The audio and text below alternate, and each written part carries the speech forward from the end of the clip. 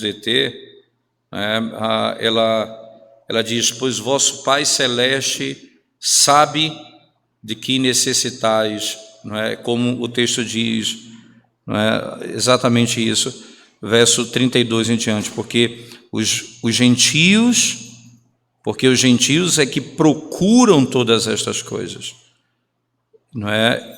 Eles procuram todas essas coisas, pois vosso Pai Celeste sabe que necessitais de todas elas. Vosso Pai Celeste sabe que necessitais de toda ela. O que Cristo está fazendo aqui, irmãos, ele vai lidar com o seguinte aspecto da sexta razão pela qual nós não devemos andar ansiosos, não é? Nós não devemos ser ansiosos, não é? Ou ter um cuidado, uma preocupação ansiosa, porque o nosso Pai está nos céus e nós temos um Pai que habita os céus. Outra coisa, que conhece o que nós necessitamos. Então, por que eu não preciso andar ansioso? Porque o meu Pai está nos céus e Ele conhece tudo aquilo que eu preciso. Então, preste atenção aqui, que o Senhor vai dizer: eu cuidarei em seu lugar. Você não precisa se angustiar, Você não precisa ir além daquilo que você deve fazer, que é usar os meios lícitos para conquistar aquilo que você necessita. Além do que você precisa fazer, você não precisa fazer mais nada. Você precisa descansar agora e confiar no Senhor. Eu não preciso fazer aquilo que Deus não me mandou e nem me ordenou fazer, como a Escritura claramente aqui nos ensina. Porque o vosso Pai Celeste, Ele sabe da sua situação e Ele proverá o que é melhor para você, e por isso você não precisa se angustiar com o dia de amanhã. A razão mais digna, irmãos, podemos dizer assim, e suficiente para nos livrar dessa ansiedade, é que o Senhor diz: você precisa aprender com o cuidado particular de Deus e a providência especial sobre nós. E Ele tem cuidado de nós em todas as áreas da nossa vida. Eu preciso estar contente em qualquer estado que Ele me conceder, seja na saúde, na doença, seja na angústia, seja em paz, seja na fartura ou na necessidade, independente do estado que eu me encontre, Isso é de acordo com a vontade do Senhor, o meu Pai Celestial, o Deus que habita nos céus. Esse Pai que é infinito em poder, é infinito em sabedoria, Ele sabe o que é melhor para mim e é capaz de fazer com que todas as coisas sejam para o meu próprio bem. Então, não é para o meu próprio bem aquilo que eu entendo que é bom, Ele é capaz de fazer com que até aquilo que eu não penso ser o bem, seja para o meu bem. Ele é bom nesse nível, Ele é bom não apenas para me dar aquilo que eu imagino que é bom, mas para tornar bom, intentar o bem naquilo que foi intentado o mal. O Senhor vai nos instruir na sua palavra, dessa maneira, irmãos. Davi, ele sabia muito bem dessas verdades e disse: eu não temerei, ainda que ande pelo vale da sombra e da morte. Por quê? Por que Davi diz isso, irmãos? Porque tu estás comigo.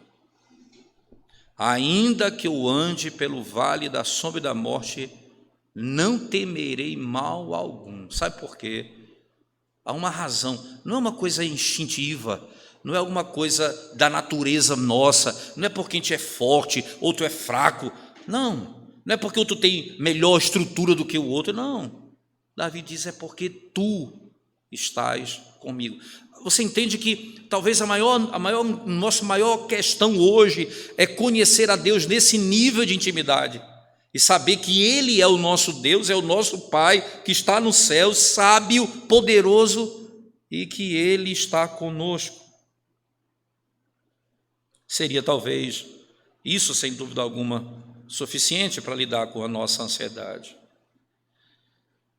O mandamento é claro, verso 33, buscai, pois, em primeiro lugar o seu reino e a sua justiça.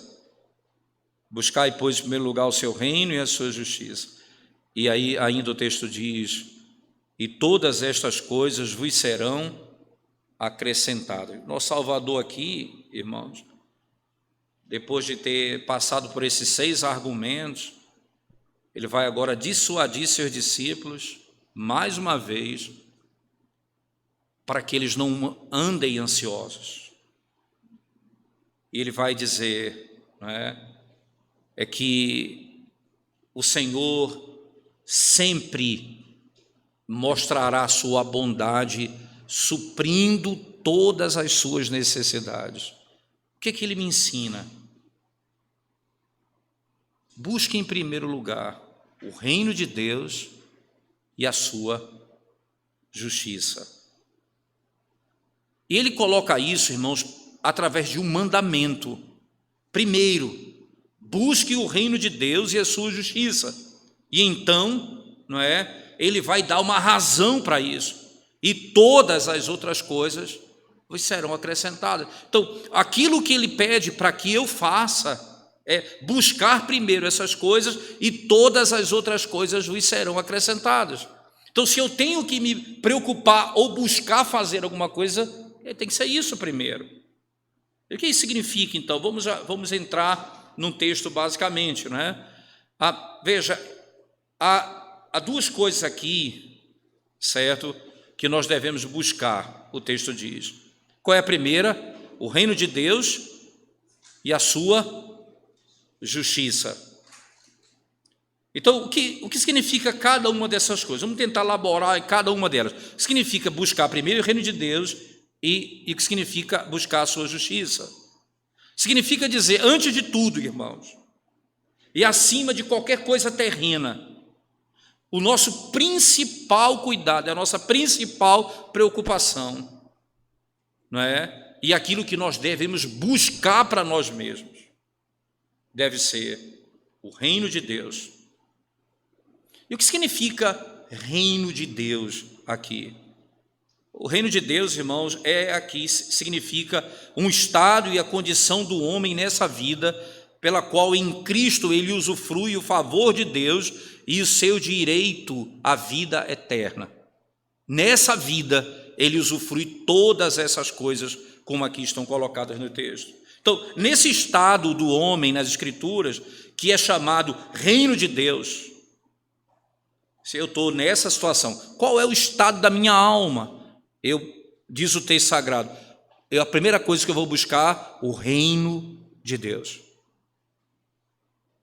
E a Escritura vai chamar também reino dos céus, porque qualquer coisa nesse sentido eu estou buscando a glória dos céus, e Deus aqui governa aqueles que são súditos, como rei desse reino.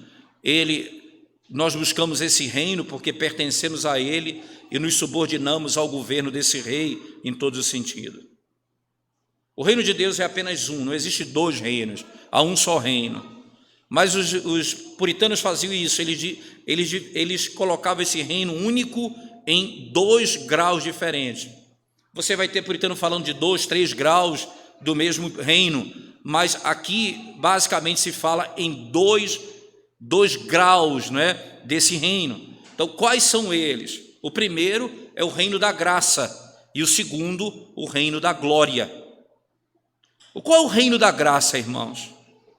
É o reino espiritual, e é como Deus exerce em nós todas essas coisas. ou mesmo na sua própria igreja, por sua palavra, pelo seu espírito nessa vida. E o primeiro passo para você entrar no reino celestial é exatamente ouvindo a palavra e crendo no Evangelho. Então, esse é o reino, primeiro aspecto. O segundo é o chamado reino da glória, que é a fruição plena da comunhão imediata com a Trindade bendita por Jesus Cristo, no mais altos céus, depois dessa vida. Então, nesses dois níveis, nesses dois graus do mesmo reino, Deus estabelece o princípio: buscai, pois, em primeiro lugar o seu reino. Então, eu penso no reino como, ao entrar nele, ouvindo a palavra e crendo em Cristo, e ao mesmo tempo pertencendo a esse reino, na expectativa da manifestação do reino eterno de Deus, quando ele se revelará em glória. Então, a primeira coisa que eu tenho que fazer, buscar em primeiro lugar o reino de Deus. E a segunda coisa, irmãos, a sua justiça. E aqui é muita discussão, muita pessoa pensa que é justiça social ou coisa dessa natureza. Agora, se ele está escrevendo o reino de Deus, justiça provavelmente não está falando desse aspecto de justiça social. Como é que o reino de Deus se estabelece, irmãos? Em justiça. Ele é firmado na justiça. Então, Deus reina no homem quando Deus vai fazer desse homem participante da sua justiça. Quando esse homem participa da sua justiça. Agora, então, pela justiça de Deus, nós devemos entender que a obediência que Cristo, nosso mediador, realizou por nós, cumprindo a lei e sofrendo em nosso lugar. Esse é o fundamento, irmãos, do reino de Deus entre os homens. E é exatamente por isso que é o Evangelho, né?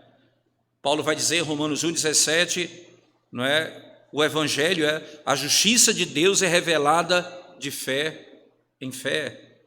Romanos 3, 21 a 22, ele vai dizer: agora é a justiça de Deus manifestada. Segunda carta de Paulo aos Coríntios 5, 21. Então, aquele que foi feito pecado, aquele que nunca pecou foi feito pecado, para que nós fôssemos feitos justiça de Deus. Isso é muito importante, não é?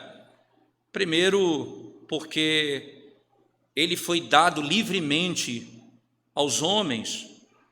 O Senhor foi entregue, ele se doou por nós, para ser a nossa justiça. Eu não posso obter essa justiça, irmãos, por qualquer obra, senão pela graça, pelo dom de Deus. Segundo, porque Deus aceitou a obediência de Cristo no dia do julgamento, porque Ele é o eleito de Deus, satisfazendo a justiça e o rigor da lei. Ele é a nossa justiça. Ele se entregou livremente, ele cumpriu todas as exigências da lei, e também porque ele é a justiça, irmãos, dessa pessoa. Ele é a justiça que é a justiça de Deus, porque ele é tanto homem quanto Deus. Ele obedeceu à lei e sofreu a morte como ele se fez homem, porque Deus, na sua natureza, ele não obedece à lei, porque ele não está sujeito à lei. Deus, ele faz tudo santo, porque ele é santo, então é segundo a natureza dele. O Senhor não obedece lei, como eu estou sujeito à lei. Esse é o princípio que a Escritura claramente nos instrui, né? Mas então ele teve que se fazer homem para poder cumprir toda a vontade do Senhor. Agora, a justiça que me redime é porque ele foi feito justiça. Jesus Cristo é a nossa justiça. E ele, a justiça dele, então nos é imputada. Aí vem a pergunta: como então eu recebo essa justiça? Se ela está em Cristo, irmãos. ela é feita, ela é nossa por meio da imputação. Quando nós verdadeiramente nos arrependemos dos nossos pecados, cremos em Cristo, Deus aceita a obediência de Cristo por nós, como se nós tivéssemos perfeitamente satisfeito a justiça de Deus e tivéssemos feito toda a sua vontade na nossa própria pessoa.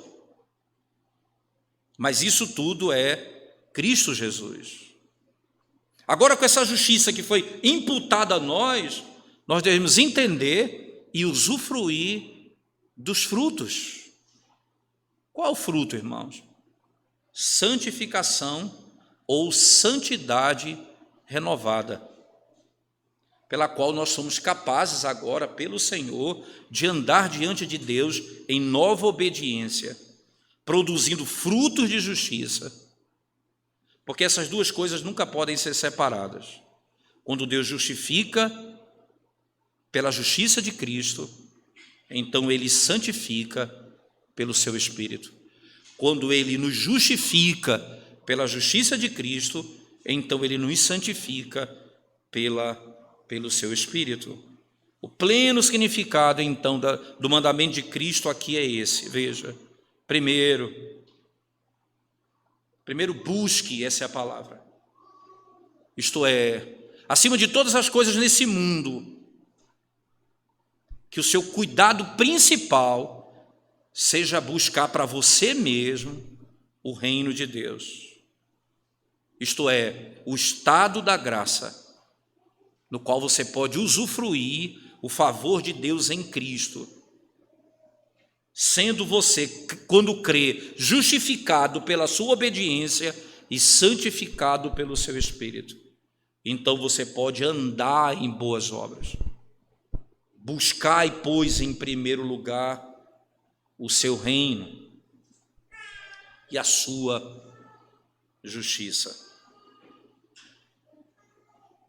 Essa é o grande princípio que o Senhor aqui nos coloca, irmãos. A justiça de Deus em Cristo que nos foi imputada. Como é interessante você pensar, e aqui algumas aplicações dessas verdades para nós como igreja, irmãos, especialmente no momento que vivemos na nossa história.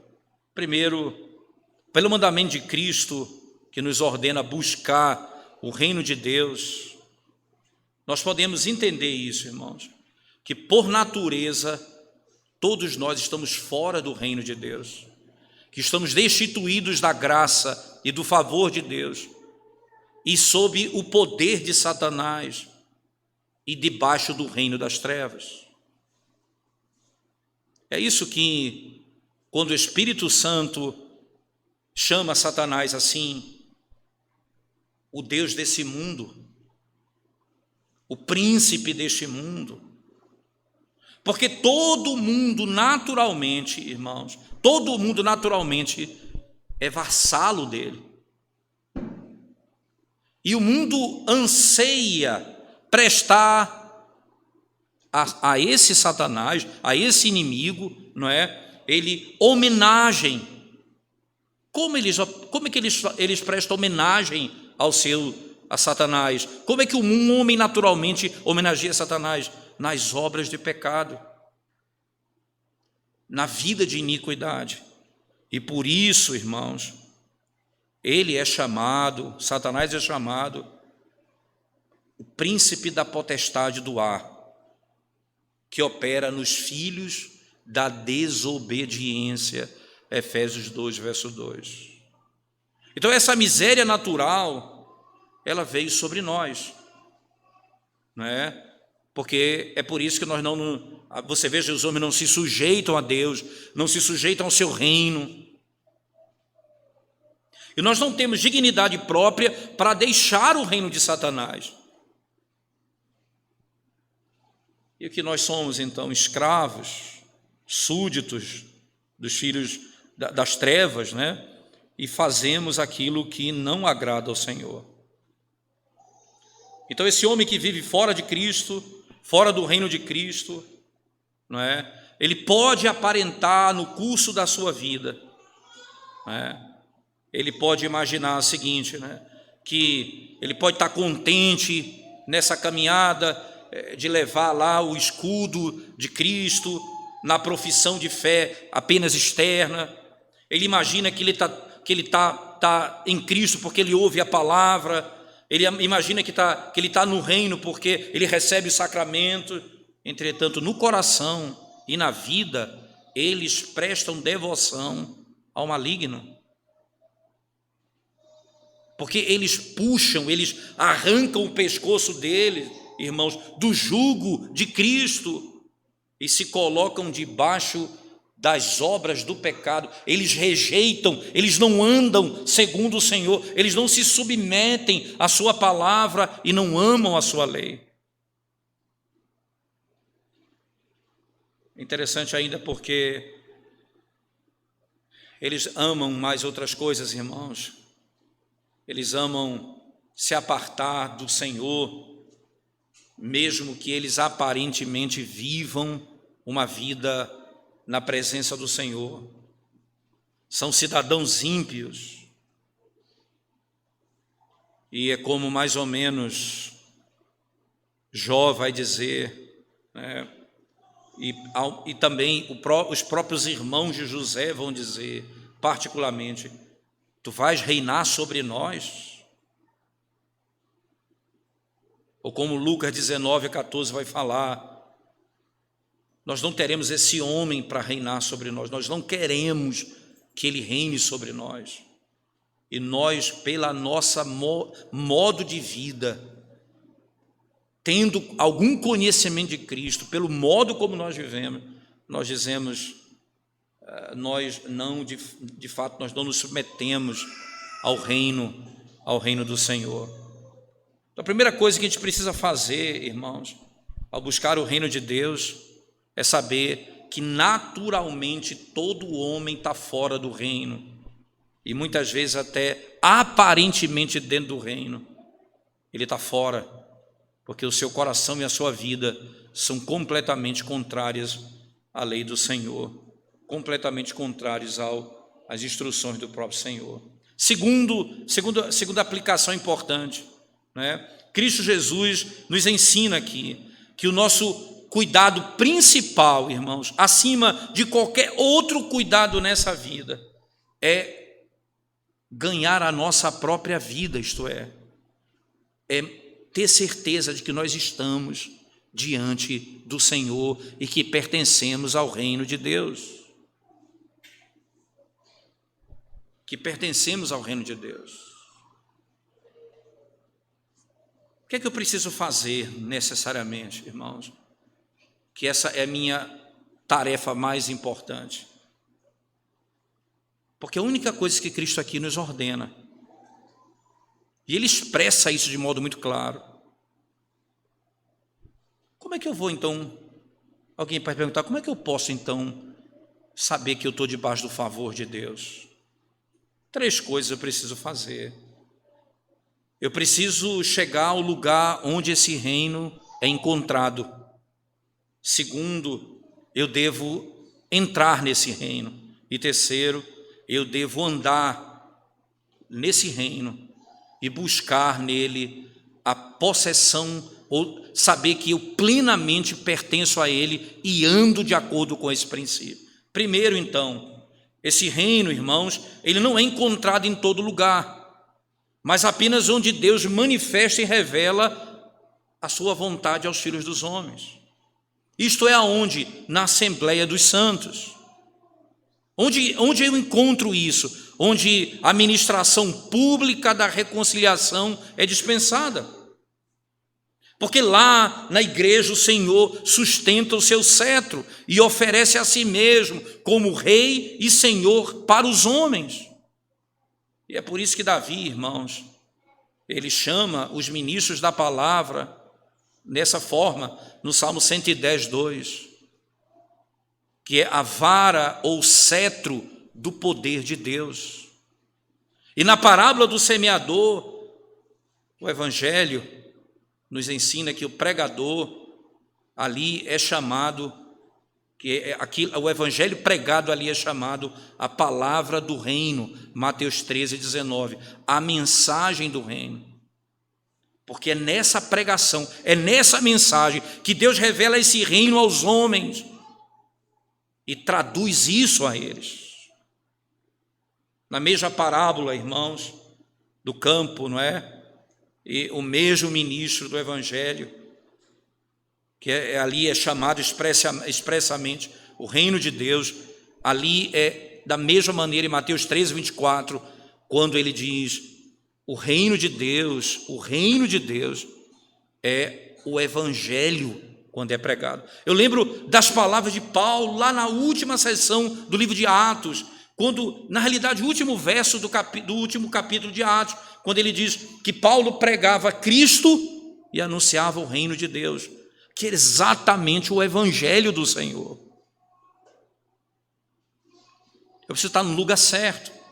Eu não posso pensar que eu estou no reino de Deus e fora da igreja, que onde eu não estou submetido à palavra do rei, o evangelho do rei, a instrução do rei.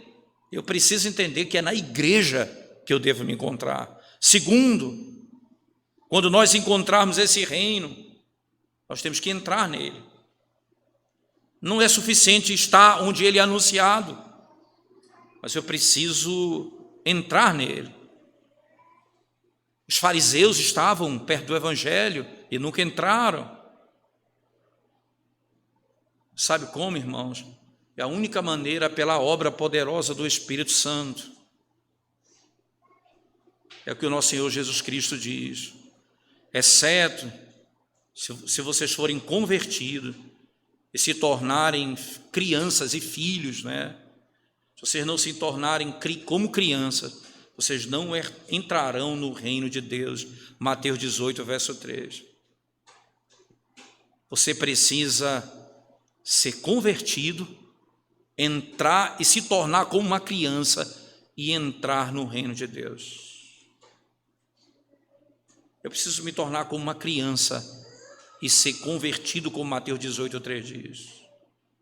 Eu me torno criança me humilhando, mostrando as minhas fraquezas, eu abandonando a soberba, o desdém. Eu preciso saber que tudo aquilo que me é entregue pelo meu Pai, eu devo aceitar como sendo a vontade do Senhor. E terceiro, eu devo esperar, irmãos, pela fruição plena de tudo aquilo que o reino de Deus possui. Então, eu preciso estar onde o reino está. Eu vi o evangelho, eu preciso pelo Espírito entrar nele, crer nele e pertencer a ele. E terceiro, eu preciso ter toda a bênção e glória na expectativa da manifestação desse reino no final. Eu não posso obter isso antes da minha morte. Eu preciso me esforçar por toda a minha vida, irmãos, depois da nossa conversão, a manter a nossa fé, manter a boa consciência, andar em justiça e verdadeira santidade diante de Deus.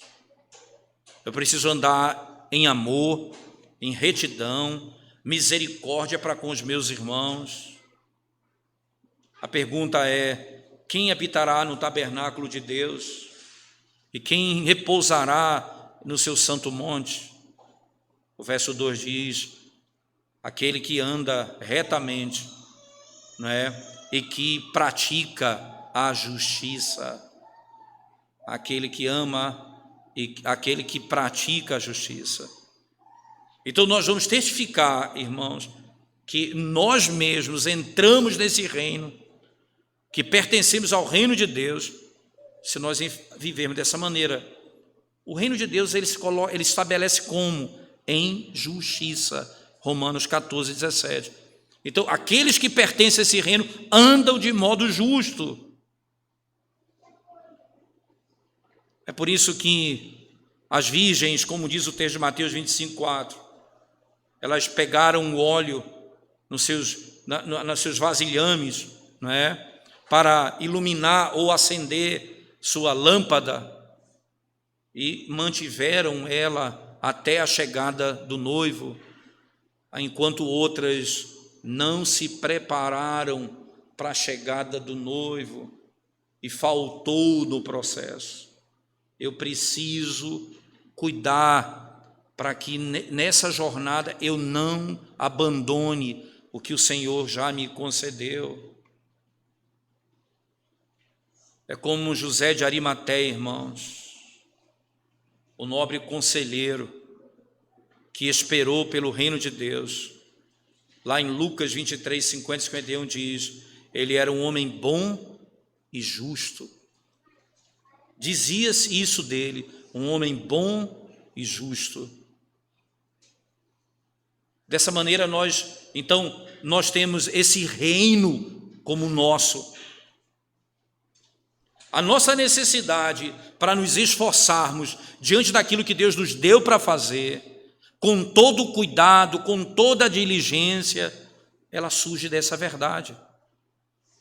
Por causa do estado que nós vivemos, irmãos. Pelo verdadeiro interesse, não é, para com esse reino. Essa é a realidade. Qual é o estado que nós vivemos? Se nós não estivermos nesse reino, viveremos em miséria, maldição, poder de Satanás e reino das trevas. É por isso que, como membro desse reino, agora eu preciso manifestar que eu sou filho de Deus, filho da luz, que anda em retidão, ando em santidade, busco fazer o que agrada a Deus.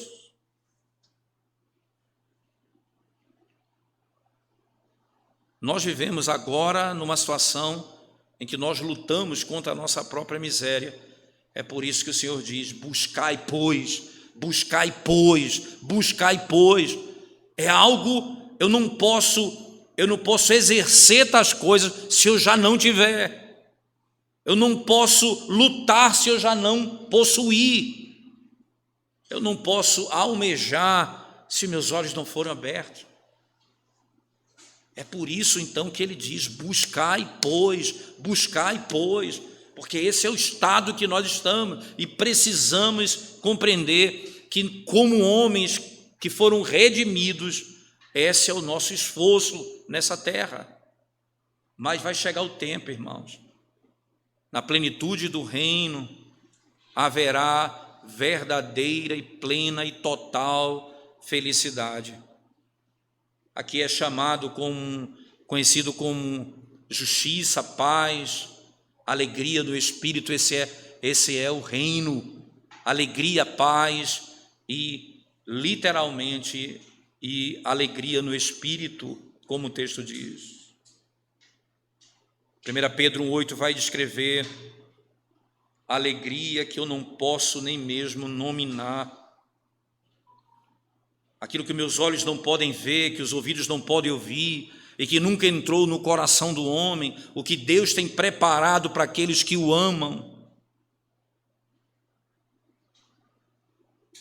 Assim, irmãos, como nós desejamos escapar da miséria do reino das trevas e ser participantes das alegrias do céu, vamos prestar atenção como nós cumprimos com as nossas obrigações,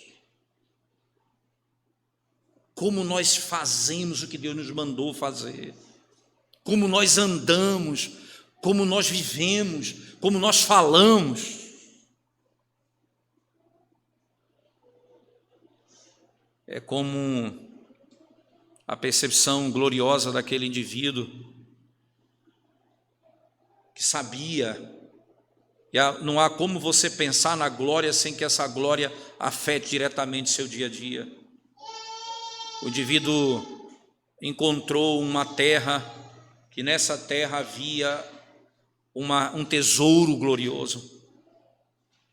E esse tesouro glorioso o fez tomar a seguinte decisão. Ele voltou, vendeu tudo que ele tinha, e comprou o terreno. Não há como você ter a visão daquilo que o Senhor nos concedeu em Cristo, sem que isso afete a maneira como nós lidamos com a realidade aqui o que é minha prioridade. Eu vou vender o que eu tenho. Isso tudo é refúgio, isso tudo é meio, isso tudo é um processo, isso tudo faz parte, mas nunca eu vou olhar para vestimenta, para roupa, para alimento, para comida ou bebida. Eu nunca vou olhar para nada nessa terra e ver nessas coisas um fim em si mesmo. Simplesmente não posso ver. Porque uma vez que eu olho para o reino de Deus, esse é o argumento mais poderoso. Aí eu olho para trás, eu vou entender por que eu não posso me preocupar quanto a vestimenta. Por que eu não posso me preocupar com comida ou bebida? Por que eu não posso me preocupar com o tipo de roupa? Eu preciso apenas cuidar de usar os meios que Deus me deu, e Ele vai me conceder todas as coisas segundo as suas promessas, como Ele diz aqui no texto, irmãos. Como Ele diz aqui no texto. Encerrando essa última sessão, último argumento, e nós concluímos esse momento. Esse reino de Deus, irmãos, é aqui, ele é colocado como uma cidade com subúrbios e 2 portões. O subúrbio e 2 portões. O subúrbio dessa cidade são aquelas reuniões onde a palavra de Deus é verdadeiramente pregada e dispensada. E nela não vem o eleito e o piedoso, mas os hipócritas e os réprobos. O primeiro portão é o verdadeiro estado da graça, onde o eleito de Deus somente, ele entra pela regeneração.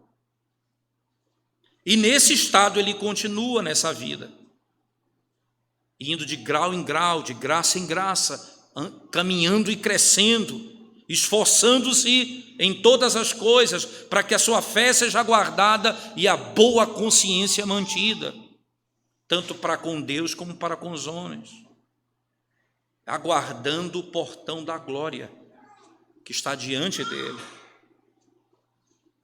quando eles entrarem na morte. E por isso, irmãos, nós não podemos nos enganar. O subúrbio e essa cidade tem 2 portões. Eu só chego no último se eu passar pelo primeiro. Cuidado para não vivermos alheios a isso, dentro da glória, vivendo fora dos portões, ouvindo a palavra, participando dos sacramentos, vivendo em comunhão e andando em iniquidade, não andando segundo o Senhor ordena e como a sua palavra nos ensina. Não enganemos a nossa própria alma, irmãos, como aquelas virgens tolas. Como elas fizeram? Porque elas se contentaram, chegaram à igreja, viveram de modo cívico e de modo pacífico, eram pessoas que ninguém questionaria. Embora isso sejam coisas boas, entretanto, o hipócrita, ele pode ir até aqui. Ele pode chegar até o subúrbio do reino. Mas se ele imaginar o reino da glória, irmãos, se ele deseja o reino da glória, eu preciso entrar no estado da graça pela regeneração e tornar-me uma nova criatura.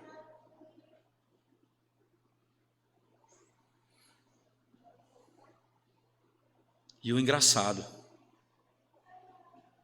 é que essas virgens aguardavam o noivo.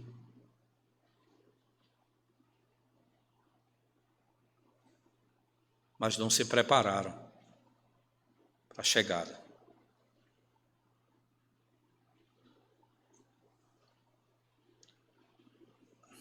A sessão seguinte, que vai ser o estudo da nossa próxima semana, né? Nós vamos lidar com a sessão seguinte, que é o verso 34. Mas aqui, repetindo o verso 33 para a nossa conclusão. Buscai, pois, em primeiro lugar o seu reino e a sua justiça, e todas estas coisas vos serão acrescentadas. Todas essas coisas vos serão acrescentadas. Vamos orar ao Senhor mais uma vez, irmãos. Graças nós te damos, ó Deus, pela oportunidade preciosa, porque o Senhor é bom para conosco, porque a tua palavra, ela nos mostra como o Senhor nos instrui e nos salva, e nos sustenta, e nos dá esperança, e o modo como devemos andar, viver, e o que devemos esperar. Graças nós te damos por tudo, Senhor, porque temos da tua parte a instrução que dirige a nossa alma, verdadeiramente. Tem piedade da nossa vida, concede-nos um olhar bíblico, sereno, temente ao Senhor, diante das questões dessa vida, para que em nenhum momento nós venhamos a perder de vista as verdades dessa noite aqui aprendidas. Em nome de Jesus. Amém.